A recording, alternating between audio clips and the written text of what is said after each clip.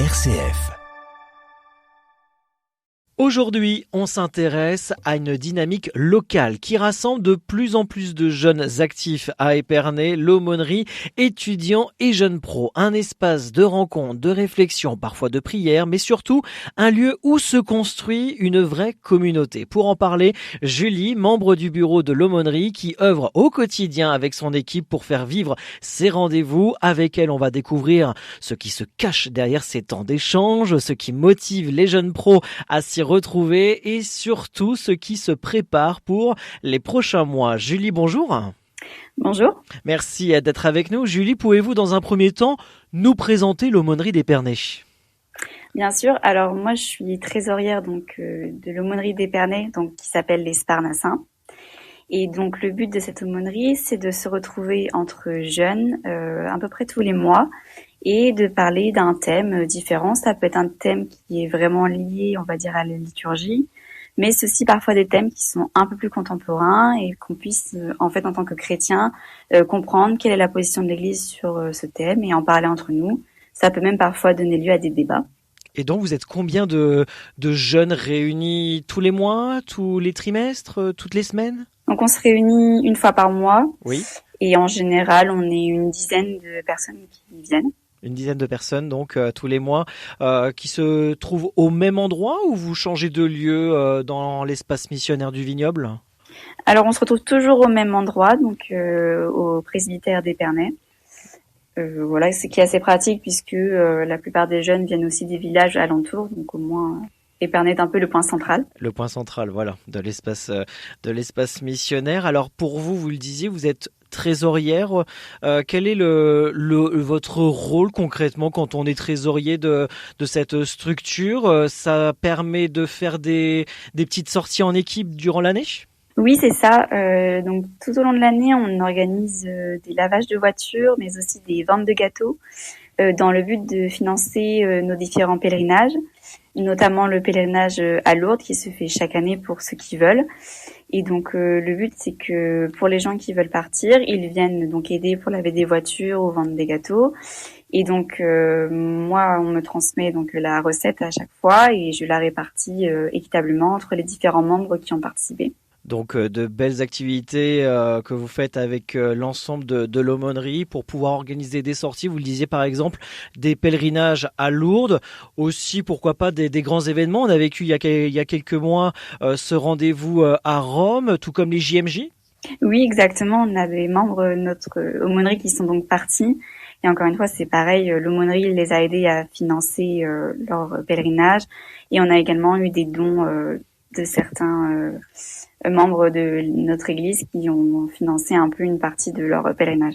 Alors Julie, on va se concentrer désormais sur ce fameux rendez-vous mensuel que vous organisez à Épernay avec ces jeunes, hein, vous êtes une dizaine chaque mois.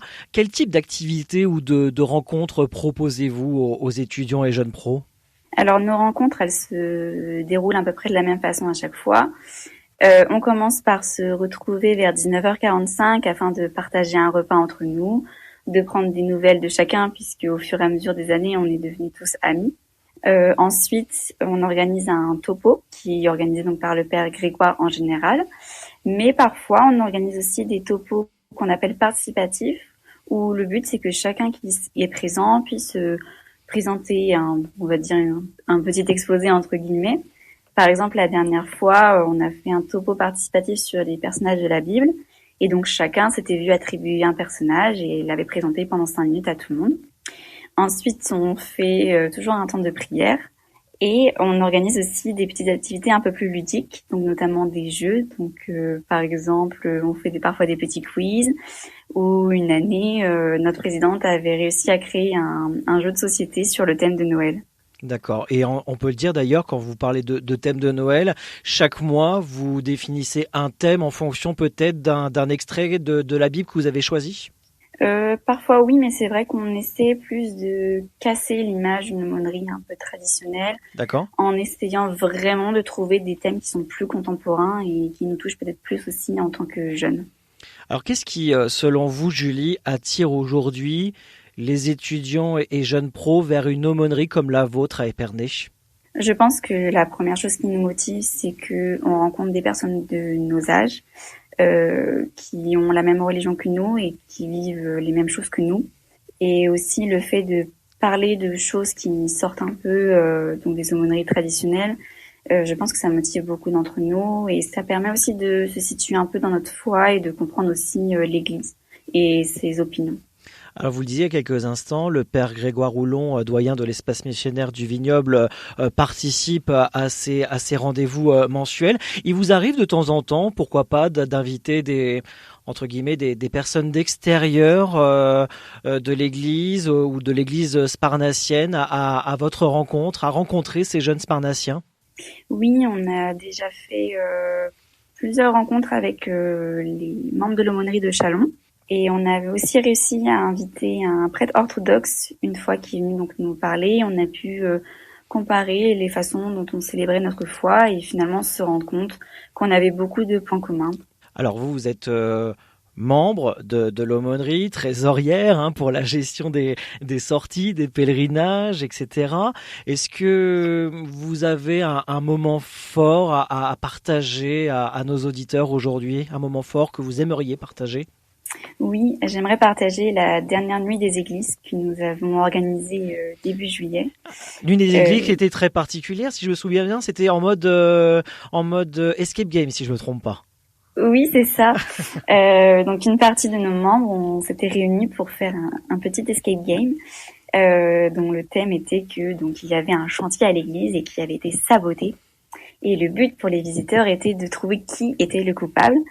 Et donc chacun des membres de l'aumônerie qui le souhaitait, bien évidemment, endossait un personnage et donc répondait aux questions des visiteurs. Et même parfois, on avait des petits jeux qui permettaient aux visiteurs de trouver des indices.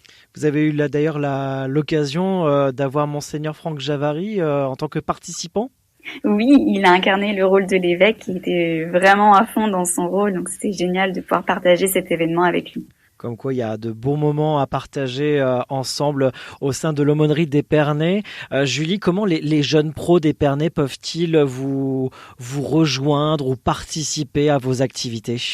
Eh bien, pour cela, il suffit soit de s'adresser directement au Père Grégoire si c'est possible, ou même si vous le souhaitez, vous pouvez nous rejoindre pour notre prochaine rencontre qui a lieu le 20 décembre à 19h45 au presbytère d'Épernay.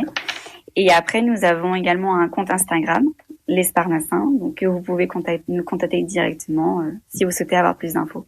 Avant de nous quitter, Julie, quels sont vos projets ou événements à venir pour faire grandir la communauté des jeunes pros à Épernay? Notre but à nous, c'est donc toujours de continuer dans cette optique, de se rencontrer tous les mois, de participer toujours à la nuit des églises, et puis de participer à des pèlerinages et d'espérer rencontrer de nouveaux étudiants qui nous rejoindront. Voilà, faire grandir cette communauté, on peut le dire, voilà, l'objectif principal.